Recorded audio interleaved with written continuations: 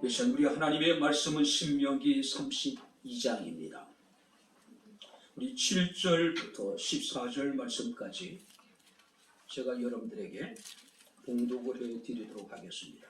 신명기 32장 7절부터 14절 말씀까지가 되겠습니다. 옛날을 기억하라. 역대의 연대를 생각하라. 내 아버지에게 물어라. 그가 내게 설명할 것이요.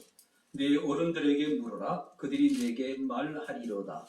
지극히 높으신 자가 민족들에게 기업을 주실 때에, 인종을 나누실 때에 이스라엘 자손의 수요대로 백성들의 경계를 정하셨도다. 여호와의 분깃은 자기 백성이라. 야곱은 그가 택하신 기업이로다. 여호와께서 그를 황무지에서 심성이 부르짖는 광야에서 만나시고 호위하시며 보호하시며 자기의 눈동자 같이 지키셨도다. 마치 독수리가 자기의 보금자리를 어지럽게 하며 자기 새끼에 너풀거리며 그의 날개를 펴서 새끼를 받으며 그의 날개에 그것을 엎는 것 같이 여호와께서 홀로 그들을 인도하셨고 그와 함께한 다른 신이 없었도다. 여호와께서 그가 땅의 높은 곳을 타고 다니게 하시며 밭의 소산을 먹게 하시며 반석에서 꿀을, 굳은 반석에서 기름을 빨게 하시며 소의 엉킨 젖과 양의 젖과 어린 양의 기름과 바산에서 난 수양과 염소와 지극히 아름다운 밀을 먹이시며 또 포도즙의 붉은 술을 마시게 하셨도다. 아멘. 기도하겠습니다.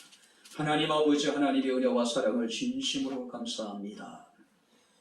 2021년 우리가 마지막 예배를 하나님 앞에 드립니다.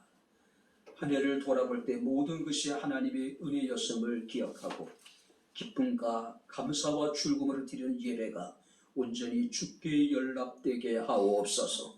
이 시간 종을 통해서 주의 말씀이 선포될진데 말씀이 우리에게 은혜가 되게 하옵소서. 위로되게 하옵소서. 말씀 가운데 우리를 향한 하나님의 사랑과 하나님의 뜻을 깨달아 알게 하옵소서. 예수님 이름으로 기도합나이다. 아멘. 할렐루야. 우리 옆에 있는 분들과 하나님이 함께 하십니다. 인사하겠습니다. 하나님이 함께 하십니다. 우리 다시 한번 기도하겠습니다. 여호와께서 여기까지 인도하셨습니다. 인사하겠습니다. 여호와께서 여기까지 인도하셨습니다. 할렐루야. 여기까지 여호와께서 우리를 인도하셨다. 그 말의 의미 속에는 지난날의 우리의 삶이 결코 녹록지 않았다는 것을, 순탄하지만은 않았다는 것을 의미하고 있겠죠. 신명기 32장은 일명 모세의 노래라고 불려지고 있습니다. 근데 이 노래는 일종의 하나님에 대한 신앙의 고백이에요. 자, 주전 1446년서부터 주전 1406년까지 40년 동안 이 모세는 자기 백성들을 그 애굽에서 건지시고 또 하나님의 인도하심으로 말미암아 이제 광야를 지나서 가나안 땅까지 이제 인도하게 되죠. 자, 그런데 실제적으로 모세는 40년 동안 자기 백성들을 그 애굽에서 가나안 땅까지 인도하는 역할을 했지만은 그 자신은 가나안 땅에 들어갈 수가 없었죠.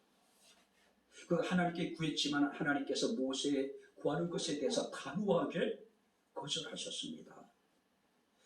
자, 모세는 이제 자신의 죽음이 가까움을 느끼고 이제 자기 백성들을 수집을 해요.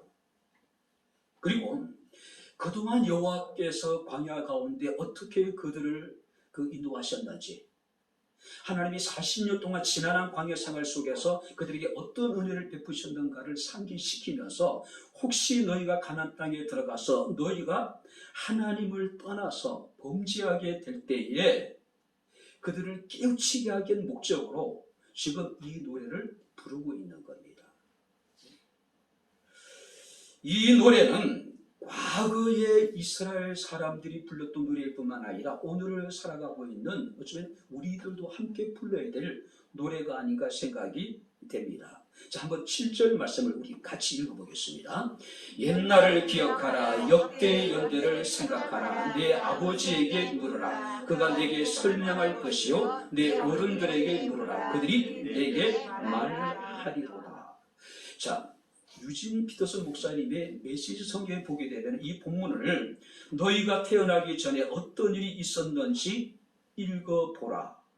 옛 일을 조사하고 너희 뿌리를 알아보라고 이야기를 합니다. 자, 공동번역에서는 이 본문을요, 선조 대대로 지나온 시덕을들을 한번 더듬어 보라. 쉽게 이야기하면은 여호와께서 이스라엘에게 내리신 복을 상기하라, 기억하라는 이야기예요. 자, 근데 이스라엘 역사는 한마디로요, 끊임없는 불순종과 배반의 역사예요. 그래서 우리가 5절 말씀을 보게 되면은 그들은 하나님의 자녀 같지 않았을 뿐만 아니라 흠이 많고 삐뚤어진 세대라고 표현하고 있는 거예요. 자, 여기서 삐뚤어진 세대라고 하는 것은 무가치하고 부패하고 해로운 존재들이었다는 이야기예요.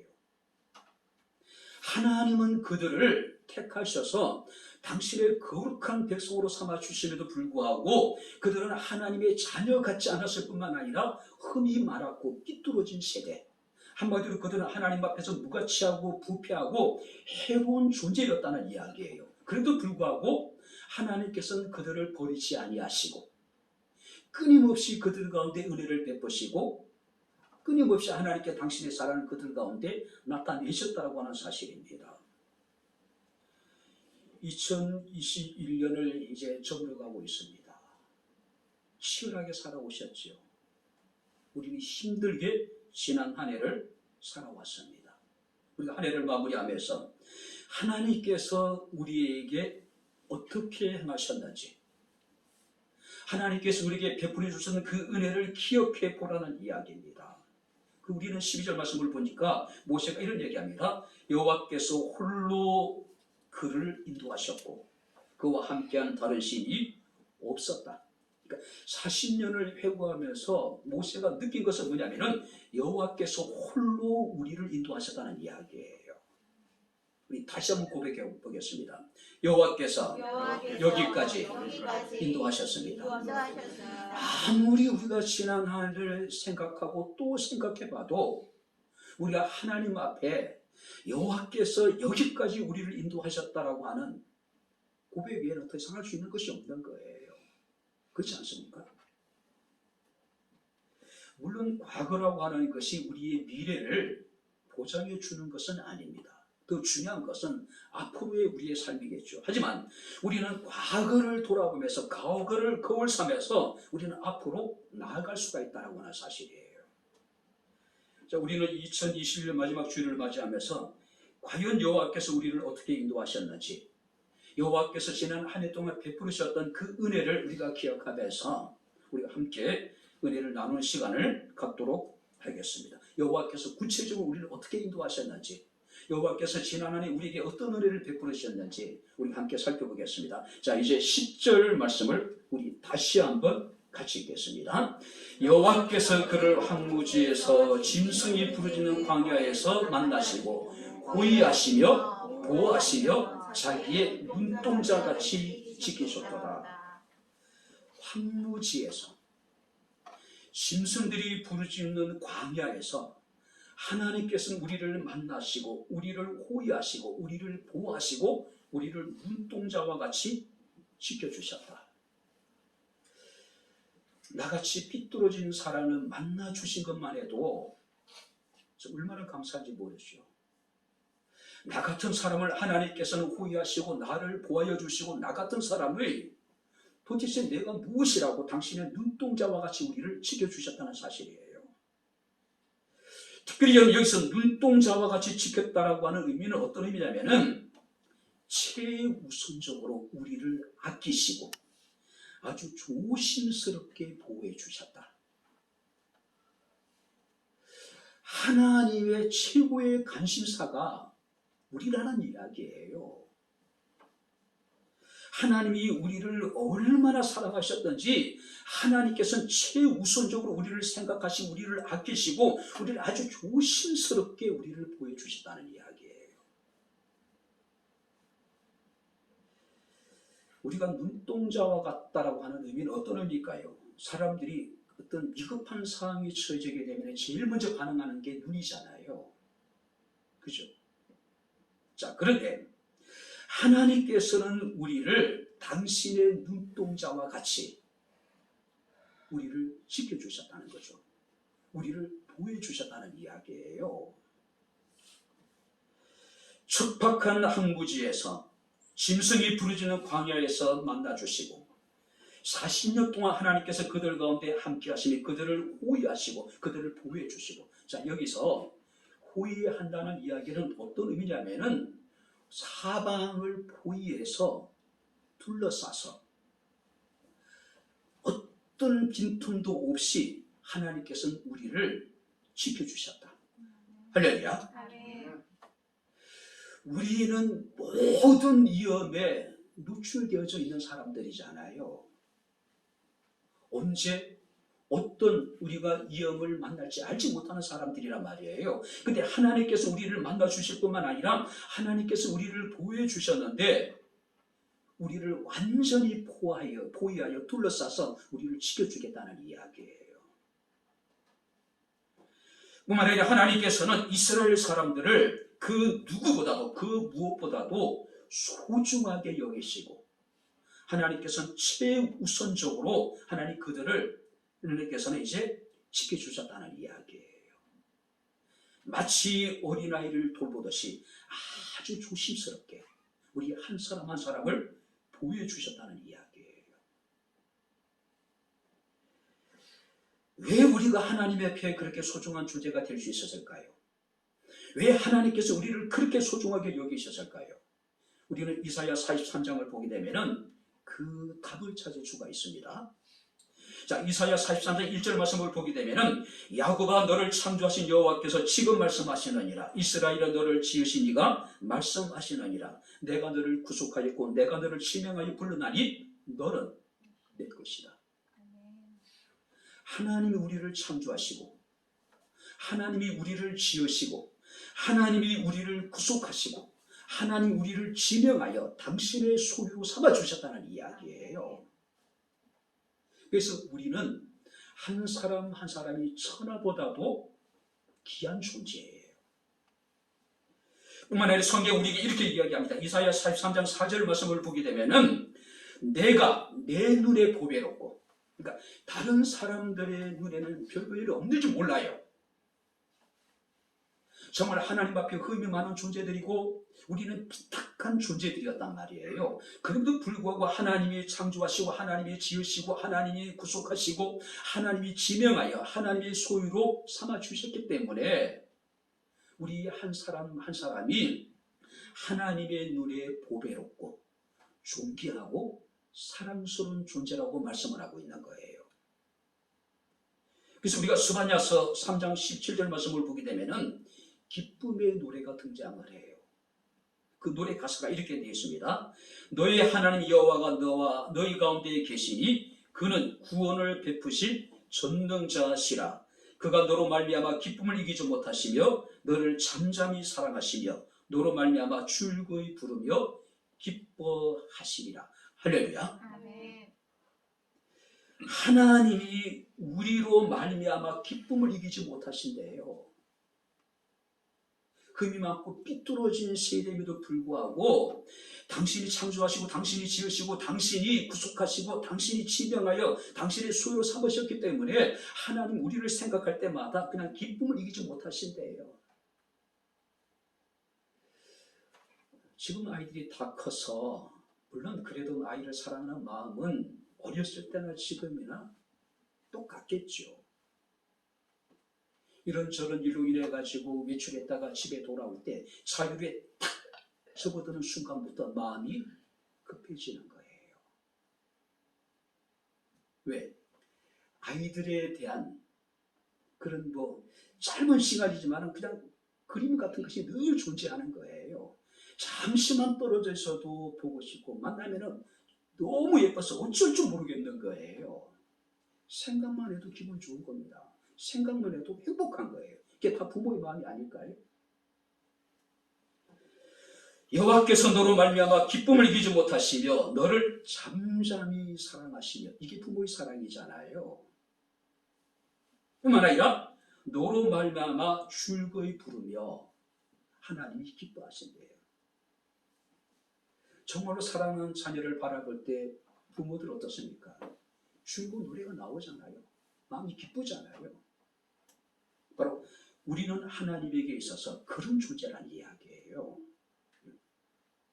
자, 근데 이것은 단지 이스라엘 사람들에게만 해당되는 이야기일까요? 아니라고 하는 겁니다. 우리 주 예수 십자가의 구속을 모든 믿는 사람들에게 주어지는 하나님의 은혜이고 하나님의 사랑입니다. 할렐루야. 우리는 그 사랑을 받은 사람들이라는 거죠. 신명기 11장 12절 말씀을 보게 되면은 그 이스라엘 사람들이 들어가서 살아가게 될 가나안 땅에 대해서 이렇게 이야기합니다. 내 하나님 여호와께서 돌보아 주시는 땅이라 연초부터 연말까지 내 하나님이 여호와의 눈이 항상 그 위에 있으리라.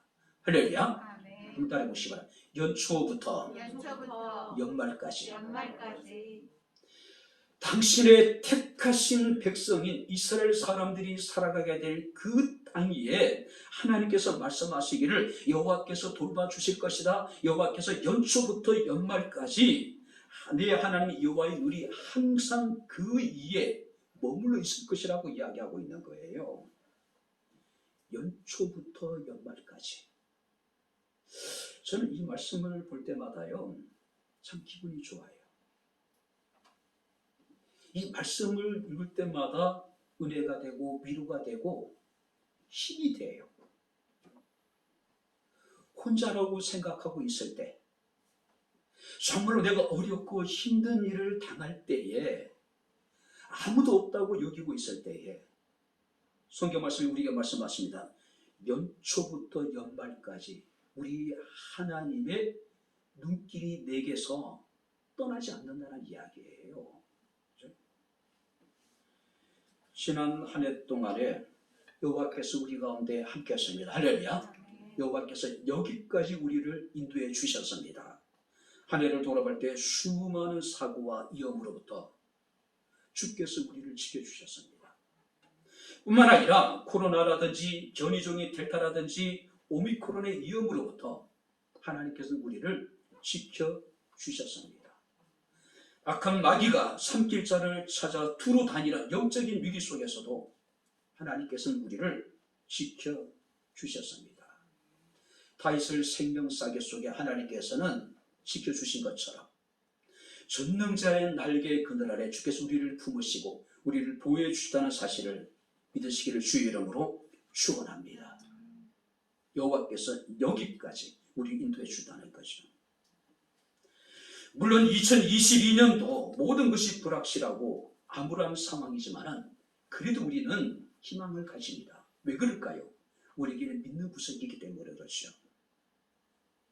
하나님께서는 우리를 사랑하실 뿐만 아니라 연초부터 연말까지 하나님 우리를 지켜주실 것이고 우리를 보여주실 것이라고 하는 믿음이 있기 때문에 그래요.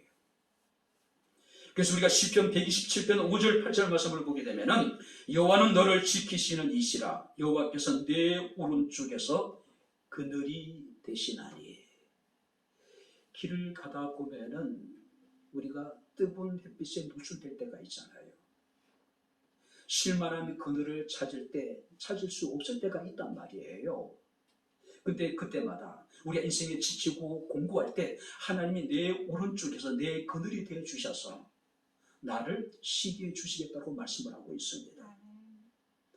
낮의 해가 너를 상하지 않게 하시며 밤의 달도 너를 해치지 아니하리로다. 여호와께서 너를 지켜 모든 환난을 면하게 하시며 또 내 영혼을 지키시리로다.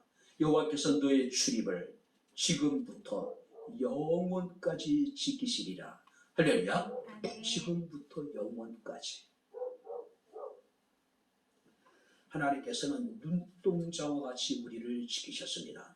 자기의 눈동자와 같이. 지난 한 해 우리를 향한 하나님의 사랑이에요. 우리에게 나타난 하나님의 은혜입니다. 두 번째 말씀을 보시기 바랍니다. 11절을 우리 같이 읽겠습니다. 마치 독수리가 자기의 보금자리를 어지럽게 하며 자기 새끼 위에 너풀거리며 그의 날개를 펴서 새끼를 받으며 그의 날개에 그것을 없는 것 같이 여호와께서 홀로 그를 인도하셨고 그와 함께한 다른 신이 없었다. 하나님이 독수리가 자기 새끼를 훈련하고 연단하는 것처럼 하나님께서 자기의 사랑하는 자들을 사랑으로 훈련시키시고 연단시켜 주셨다. 자, 여기서 보금자리를 어지럽게 한다는 이야기는 어떤 의미냐면은 시상이 미완료예요. 무슨 얘기냐면은 독수리가 새끼를 훈련하고 연단하는 일은 한두 번 하다가 끝이는 일이 아니란 이야기예요. 새끼가 자신의 날개짓으로 스스로 날 수 있을 때까지 어미는 끊임없이 반복해서 이 자기의 보금자리를 어지럽힌다는 이야기예요.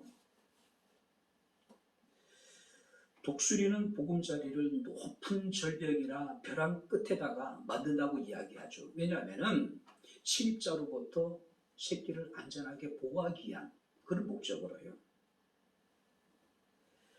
안전하고 아주 튼튼한 둥지를 틉니다. 그리고 자기의 털이라든지 부드러운 물질로 그 보금자리를 굉장히 안락하게 만들어 놓는다고 얘기합니다. 거기서 제 새끼를 양육하는 거예요. 독수리 새끼는요, 어느 정도 시기까지는 어떻습니까? 그냥 포근한 그 둥지에서 편안하게 어미가 물어다 주는, 사냥해 주는 먹이만 먹고 그냥 여러분들이 하루하루 살아가는 거예요. 그죠? 근데 어느 날 이상한 일이 벌어지기 시작합니다.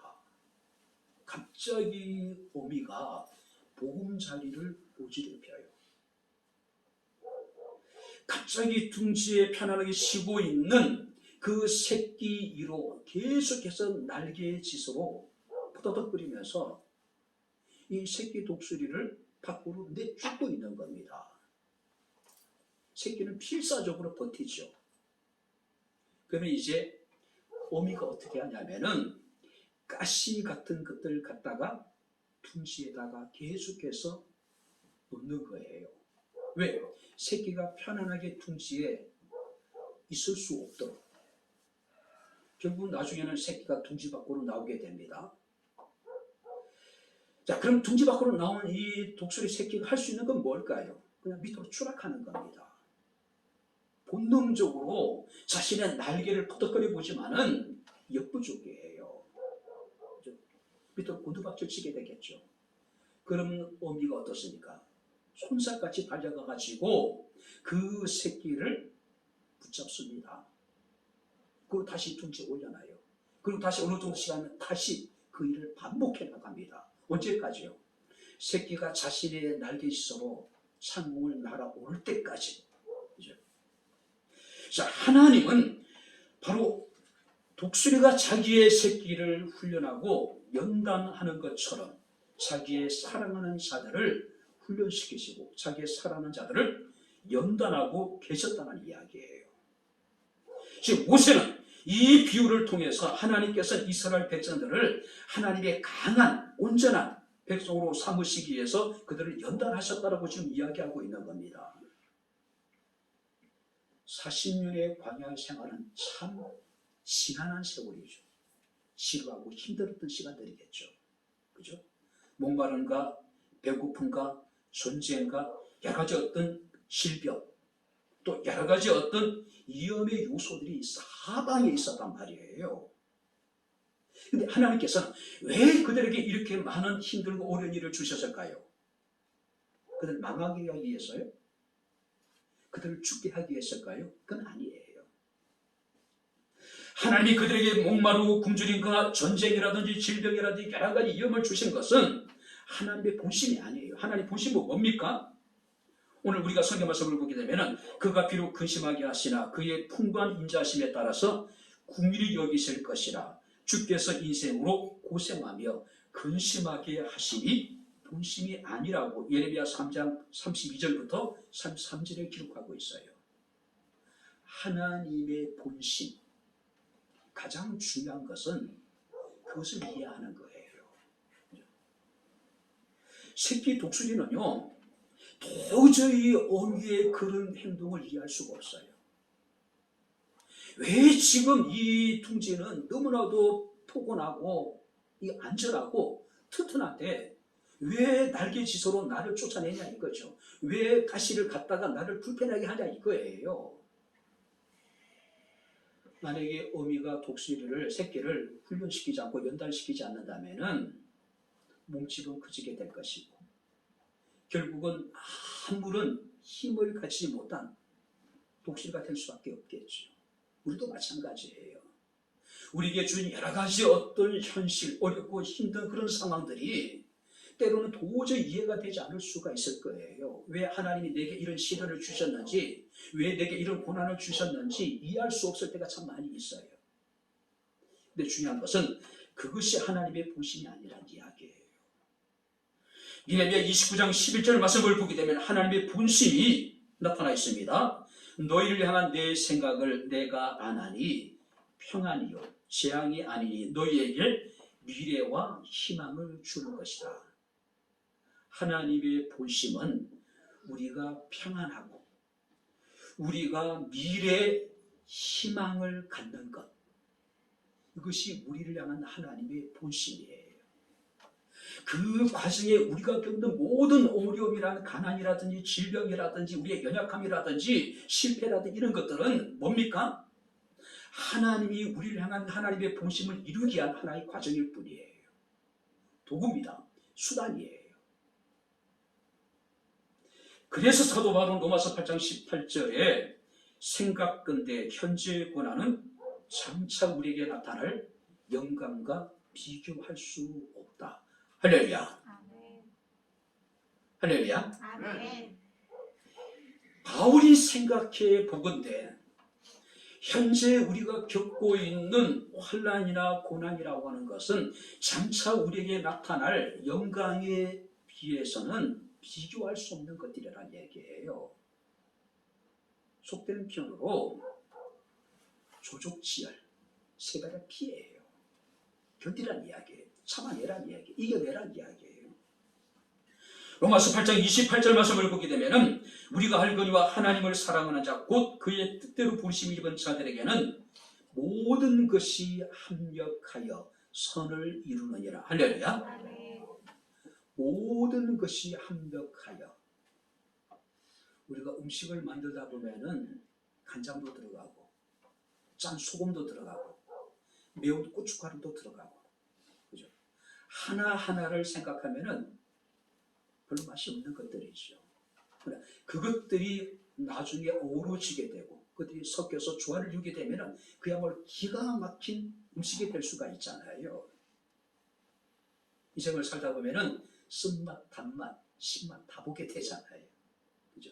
하나님께서는 우리 인생에 그런 쓴맛과 단맛과 그런 여러분들이 우리가 짠맛, 매운맛 이런 것들을 다 합력을 해서 궁극적으로 우리에게 선을 이루어 주시겠다는 이야기예요.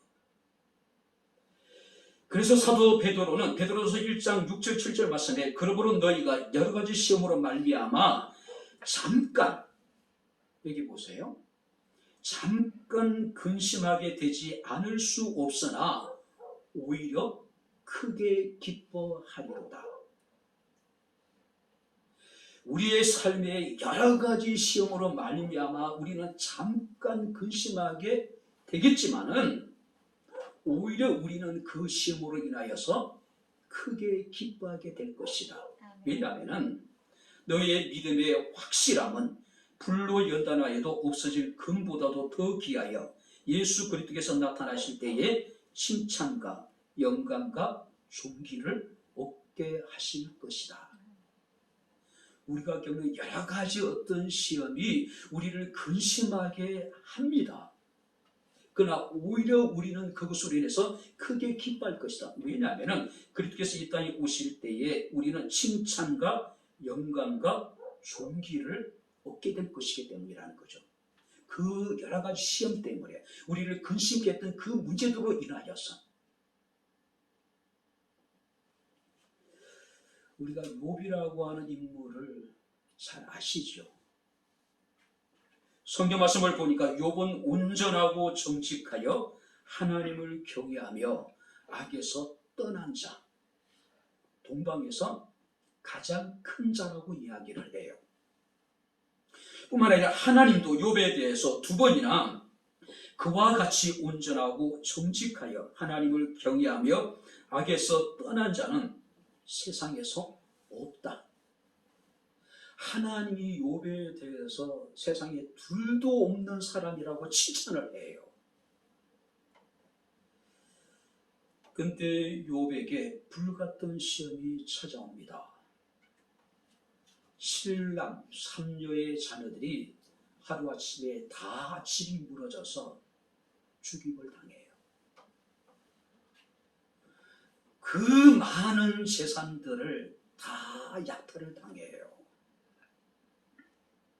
성경 말씀을 보니까 그래도 불구하고 자신의 순전함을 끝까지 지켜나갑니다. 근데 욥의 아내는 그런 욥이 싫은 거예요. 저는 이 말씀을 보면서 욥의 아내를 충분히 이해가 돼요. 공감이 돼요. 10명의 생태 같은 자녀들이 하루아침에 집이 무너져가지고 죽었다. 그 어마어마한 재산들을 다 약탈당했다.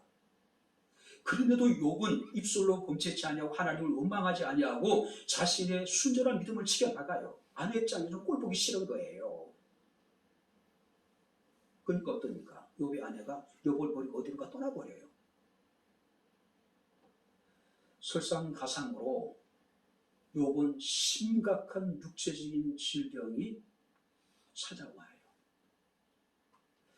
성경 말씀을 보게 되면은 그 병이 얼마나 중요했던지 욥은 자신이 다시 살게 될 것에 대해서 어떤 작은 희망조차도 포기해버렸던 것 같습니다. 그래서 욥기 19장 26절에 내가 육체 밖에서 하나님을 보리다.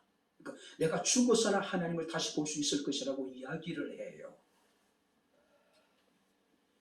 엄청난 삶의 위기 앞에서, 고난 앞에서 욥은 끝까지 자신의 믿음을 지켜나갑니다. 욥기 42장의 5절 말씀을 보게 되면은 엄청난 고난을 다 이겨낸 욥이 그 고난이 다 지나고 났을 때 하나님 앞에 놀라운 고백을 합니다. 내가 죽게 대하여 귀로 듣기만 하였사오나 이제는 눈으로 주를 보나이다. 내가 이 환난을 당하기 전에는 하나님에 대해서 귀로만 들었는데 불같은 어마어마한 고난과 환난을 통해서 내가 하나님을 눈으로 보게 되었다라고 지금 고백하고 있는 거예요. 하나님은 불같은 시험을 통해서 욥을 훈련시키셨습니다. 연단하셨어요. 우리도 마찬가지예요. 우리 한 해를 돌아볼 때 참 가슴 아픈 일이 많이 있었을 겁니다. 건강에 문제가 생기기도 하고 자녀들에게 문제가 생기기도 하고 경제적인 어려움을 당하기도 하고 예상하지 못했던 많은 일들로 인해 가지고 우리는 가슴앓이를 했을 수도 있을 거예요. 편안하고 즐거웠던 행복한 보금자리가 정신없이 어지럽혀지는 모습을 우리는 경험하기도 했을 거예요. 하늘이 무너지는 것 같은 우리가 어려움도 겪을 수 있었을 것이고 세상에 나홀로 남겨진 것 같은 지독한 외로움과 고독감에 몸서리 칠 때도 있었을 것이라는 거죠. 근데 가만히 보면은요, 모든 것이 하나님의 은혜입니다. 우리 향한 하나님의 사랑이에요. 문제는 우리가 겪었던 그 많은 일들을 우리가 어떤 시각으로 바라보고 어떻게 우리가 그것을 이해하느냐가 중요한 문제라는 거죠. 그래서 저는 여러분들에게 수없이 했던 이야기가 있습니다. 한번 따라해 보시기 바랍니다. 신앙은 믿음은 해석이다. 같은 문제를 당해도 어떤 시각으로 그를 바라보고 어떻게 해석하느냐에 따라서 어떤 사람은 좌절하고 절망하는가 하면은 어떤 사람은 오히려 감사할 수가 있는 거예요. 여호와께서 여기까지 우리를 인도하셨습니다. 할렐루야. 많은 문제가 있었지만, 어려움이 있었지만은, 삶의 위기가 있었지만은, 그것조차도 하나님의 은혜고 하나님의 사랑이에요. 왜? 독수리가 새끼를 훈련시키고 연단시키는 것처럼 우리가 좀 더 새롭게, 우리가 좀 더 하나님을 가까이 하기 위해서 좀 더 성숙한 하나님의 사람을 만들기 위한 과정이었을 뿐이라는 이야기예요. 중요한 것은요, 내가 아직까지 살아있다는 겁니다. 내가 아직까지 아주 망하지 않았다는 이야기예요. 불같은 시험이 있었고 환난이 있었습니다. 하지만 내가 죽지 않고 살아있다는 것, 내가 아주 망하지 않았다는 것은 하나님 우리의 인생에 그루터기를 남겨두신 거예요. 아직 희망이 있다는 이야기예요. 마지막에 세 번째 12절 말씀을 보시기 바랍니다. 우리 다 같이 12절 말씀을 같이 읽겠습니다. 다 같이 읽겠습니다. 여호와께서 홀로 그를 인도하셨고 그와 함께한 다른 신이 없었도다. 여호와께서 우리를 여기까지 인도하셨는데 중요한 것은 한번 따라해 보시기 바랍니다. 홀로. 할렐루야. 다른 신이 없었대요. 나의 나된 것은 내가 지금까지 살아 숨쉬며 오늘 이 시간 2021년 마지막 우리가 송년 예배를 드릴 수 있음은 오직 하나님의 은혜라는 거예요. 여호와께서 홀로 이스라엘을 광야에서 척박한 황무지에서 만나시고 그들을 호위하시고 그들을 보호하시고 그들을 눈동자와 같이 지켜주신 분은 여호와 한 분이시라는 거죠. 그 누구도 그 무엇도 우리를 여기까지 인도하는데 아무런 힘이 되지 않았다는 이야기예요. 오직 홀로 하나님께서 그 일을 행하셨다는 이야기예요. 특별히 성경 말씀을 보니까 그들을 인도하셨다라고 이야기를 하고 있습니다. 여기서도 시상이 미완료예요. 무슨 얘기냐면은 하나님은 지속적으로 그들을 여기까지 인도하셨다는 이야기예요. 그리고 그가 앞으로도 우리를 인도하실 것이라는 이야기예요. 특별히 모세는 신명기 29장 말씀을 보게 되면은 2절 3절에 여호와께서 홀로 그들을 광야에서 황무지에서 만나시고 보호하시고 호위하시고 지키셨다는 것을 이스라엘 사람들이 친히 목도한 바라고 이야기를 해요. 그래서 신명기 29장 2절 3절에 여호와께서 애굽 땅에서 너희의 목전에서 바로와 그 모든 신하와 그 온 땅에 행하신 모든 일을 너희가 보았나니, 이것은 막연한 이야기가 아니란 이야기예요. 뜬구름 잡는 이야기가 아니란 이야기예요. 누가 만들어낸 허황된 얘기가 아니란 이야기예요. 지금 모세의 노래를 듣고 있는 모든 사람들이 함께 목격한 일이라는 거죠. 곧 큰 시험과 이적과 큰 기사를 내 눈으로 보았노라. 그들이 보았고 그들의 눈으로 친히 목격한 사실이란 이야기예요. 무엇을요? 여호와께서 여기까지 인도하셨는데 여호와께서 홀로 그죠? 하나님만이 이스라엘의 신이시며 하나님만이 참 신이라는 것을 지금 강조하고 있는 겁니다. 그래서 여호수아는 죽기 전에 자기 백성들에게 결단을 촉구합니다. 여호수아서 24장 14절 15절 말씀을 보니까 그러므로 이제는 여호와를 경외하며 온전함과 진실함으로 그를 섬기라. 너희 조상들이 강 저쪽과 애굽에서 섬기던 신들을 치워버리고 여호와만 섬기라. 할렐루야. 아멘. 과거에 우리가 섬겼던, 우리가 의지했던 모든 것들을 다 치워버리고 여호와만 섬기라고 이야기를 하고 있어요.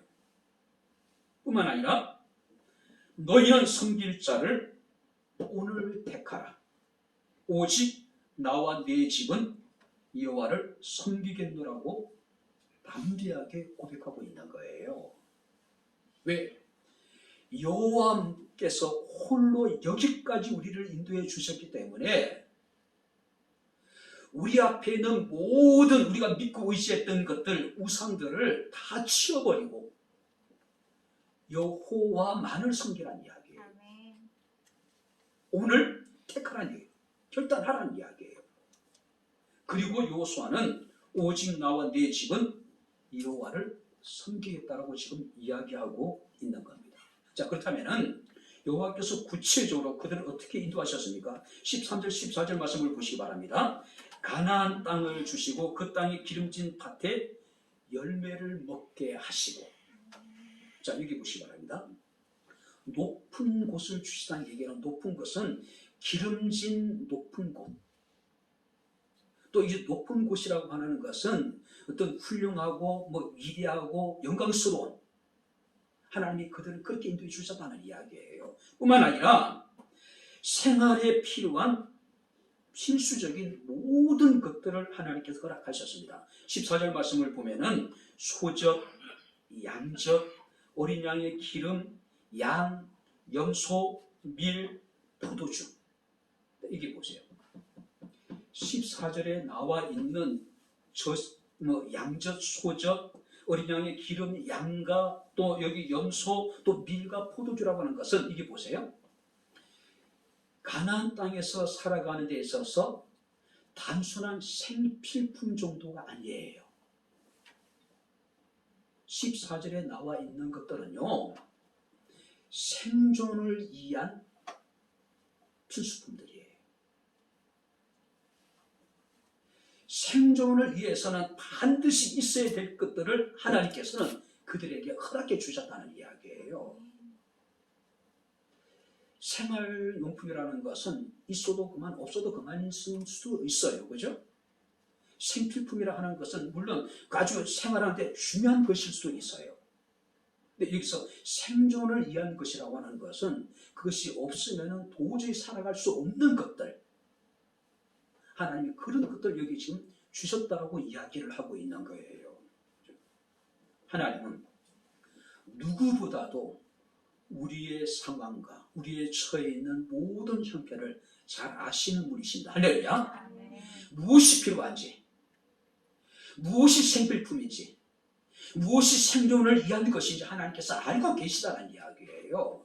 그래서 하나님께서는 그들에게 가나안 땅을 주실 뿐만 아니라 그 땅이 기름진 밭에 열매를 먹게 하시고 그들이 가나안 땅에 살아가는 데 있어서 생존에 필요한 모든 것들을 하나님께서는 허락하셨다는 이야기예요. 누가요? 여호와께서 홀로. 할렐루야. 하나님만이 그 일을 행할 수 있다는 이야기죠. 오늘 우리에게 있어서도 마찬가지입니다. 주님께서 우리에게 말씀하시기를 뭐로 말씀하십니까? 너희는 목숨을 위하여 무엇을 먹을까? 무엇을 마실까? 몸을 위하여 무엇을 입을까? 염려하지 마라. 먹고 마시고 입는 문제에 대해서 너희는 염려하지 말래. 이게 보세요. 먹고 마시고 입는 것은 생존을 위한 가장 기본적인 것들이에요.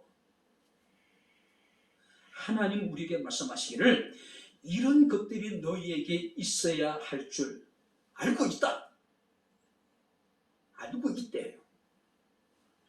그리고 말씀하시기를 다만 너희는 그의 나라와 그 의를 구하라. 그리하면 이 모든 것들, 잘 들어보세요. 이 모든 것이라고 하는 것은 우리가 생존을 위해서 가장 필요한 것들, 먹고 마시고 입는 것 외에도 나머지 모든 필요한 것들도 하나님이 우리에게 채워주시겠다는 이야기예요. 할렐루야. 무엇을 먹을까? 무엇을 마실까? 무엇을 입을까? 인간이 생존하는데 반드시 필요한 것들이에요. 그런데 하나님 말씀하십니다. 다 알고 있다. 걱정하지 말라는 얘기예요. 다만 너희는 먼저 그의 나라와 그 일을 구하라. 그러면 너희에게 필요한 이 외에도 모든 것들을 다 주시겠다. 여러분들이 살아가면서 무엇을 먹을까, 무엇을 마실까, 무엇을 입을까 한번 고민해 본 적이 있으세요?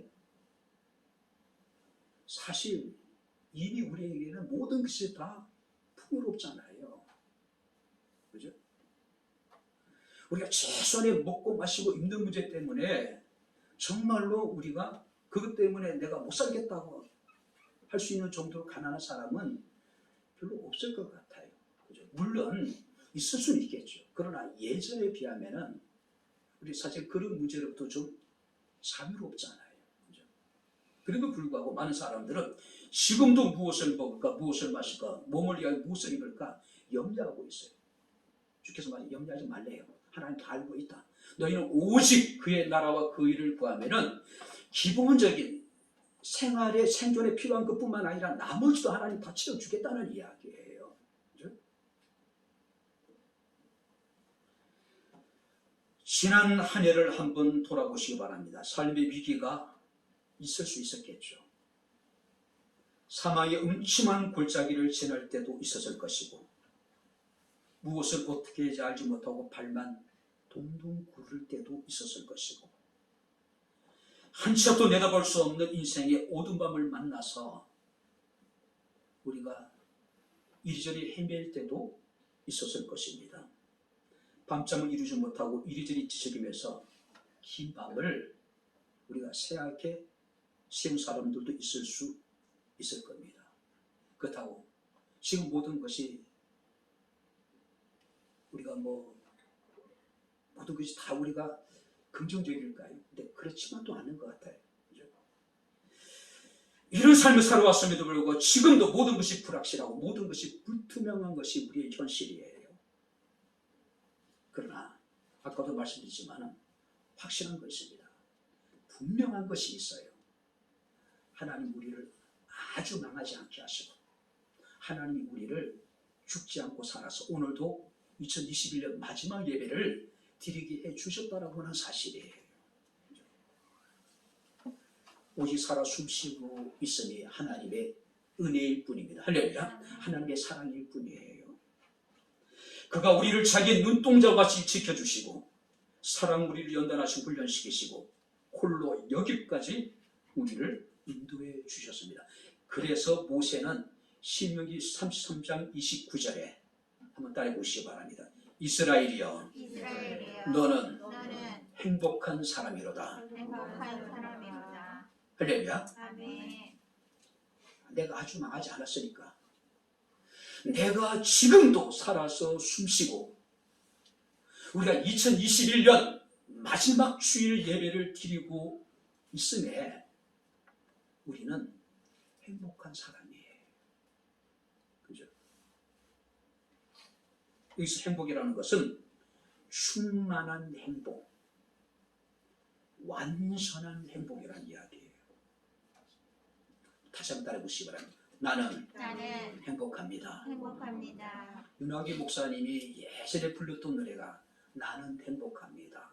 나는 행복합니다. 나는 행복합니다. 정말 행복합니다. 할렐루야. 우리 모두 그런 행복했으면 좋겠어요. 제 말씀을 마칩니다. 일본의 살인 청부업자였던 니카타라고 하는 사람이 지은 모래의 두 발자국이라고 하는 시가 있습니다. 제가 읽어드리겠습니다. 어느 날 나는 꿈을 꾸었네. 여호와와 함께 긴 해안을 걷는 꿈을. 하늘 저편에는 내가 살아온 인생의 행로가 영상되어 흐르고 있지. 장면마다 나는 보았네. 모래 위에 두 발자국을. 하나는 나의 것, 하나는 여호와의 것. 내 인생의 최후의 장면이 왔을 때에 나는 돌아보았네. 모래 위에 두 발자국을. 아, 그러나 어찌된 일인가. 모래의 발자국은 하나뿐이니. 나는 여호와께 말씀드렸는데 여호와여, 저는 모르겠나이다. 제가 당신을 섬기겠다고 했을 때 당신은 저와 동행해 주시겠다고 하셨는데 시련의 때에 그것도 여러 번 모래의 발자국은 하나뿐이니 여호와께서 말씀하셨는데 내 사랑스럽고 귀여운 자여 나는 시련의 때에 한 번도 너를 혼자 둔 적이 없단다. 모래의 발자국은 하나뿐일 때에 나는 너를 안고 간노라. 힘들고 지쳐있을 때에 하나님께서 나를 붙들어 주셨습니다. 내가 지쳐 쓰러져 있을 때에 여호와께서 나를 안고 나를 업고 그 길을 걸어가셨다는 이야기예요. 결코 녹록지 않았던 지난 한 해가 아니었나 생각됩니다. 그러나 굽이굽이 힘들고 어려울 때마다 주께서 우리를 붙들어 주시고 주께서 우리를 자신의 눈동자와 같이 지켜주시고 주께서 여기까지 우리를 인도해 주셨습니다. 노래 가사처럼 나는 행복합니다. 나는 행복합니다. 나는 행복합니다. 정말 정말 행복합니다. 이스라엘이여 너희는 행복한 자로다. 2021년 남은 시간들을 잘 마무리하시고 감사함으로 2022년을 맞이할 수 있기를 주의 이름으로 축원합니다. 기도하겠습니다. 하나님 아버지 하나님의 은혜와 사랑을 진심으로 감사합니다. 지난했던 2021년 주께서 우리 가운데 함께 하시며 우리를 눈동자와 같이 지키시고 보호하시고 인도하신 하나님 감사합니다. 여러 가지 많은 일들을 통해서 우리를 훈련시키시고 연단시키셔서 우리가 죽지 않고 살아서 2021년 마지막 주일 예배를 하나님 앞에 드릴 수 있음에 감사를 드립니다. 하나님께서 홀로 여기까지 우리를 인도해 주시고 우리가 감사함으로 예배할 수 있는 은총을 내려주심을 감사를 드립니다. 이스라엘여 너희는 행복한 자로다. 우리와 같은 하나님의 은혜를 입은 사람이 또 누가 있는지 우리가 생각하게 하시고 생활 속에 하나님 앞에 감사할 수 있는 저희들의 삶이 되게 하옵소서. 감사함으로 한 해를 마무리하게 하시고 기대와 희망 속에 새해를 맞을 준비를 할 수 있도록 저희들에게 은혜를 베풀어 주옵소서. 예수님 이름으로 기도하옵나이다. 아멘. 이제는 우리 주 예수 그리스도의 은혜와 하나님의 크신 사랑과 성령님의 교통 조절의 제 충만 역사 인도하심이 여기까지 우리를 인도하신 하나님의 은혜를 기억하며 오직 하나님만을 섬기기를 원하는 주의 사랑하는 모든 성도들 머리머리 이에 저들의 가정과 직장과 사업장과 이 교회와 이 나라 이 민족 이에 지금부터 영원토록 함께 있을지어다. 아멘.